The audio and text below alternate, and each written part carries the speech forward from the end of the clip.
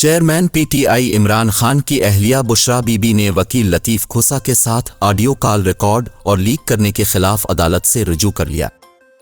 گزشتہ دنوں سابق وزیر اعظم اور chairman P T I Imran Khan کی اہلیہ بشرا بی بی اور بہنوں کے درمیان اختلافات سے متعلق مبینہ آڈیو سامنے آئی تھی۔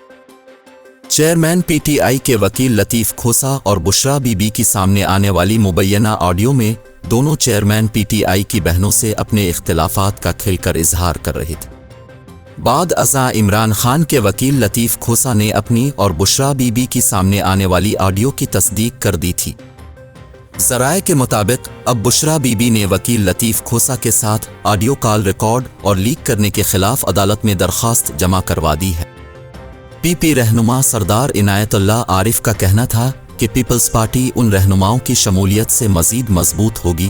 پیپلز پارٹی نے ہمیشہ عوام درخواست میں کہا گیا ہے کہ بشرا بی بی سابق وزیر اعظم کی اہلیہ اور لطیف کھوسا ان کے وکیل ہیں۔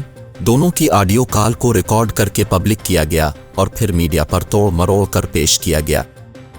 درخواست میں موقف اختیار کیا گیا ہے کہ سیکریٹری وزیر اعظم، دفاع، داخلہ اور چیئرمین پی ٹی اے کہہ چکے کہ کسی بھی ایجنسی کو خفیہ ریکارڈنگ کی اجازت نہیں۔ ایک وکیل اور موکل کی درمیان کی گفتگو کو پبلک کرنے سے قانونی نظام درہم برہم ہو جائے گا۔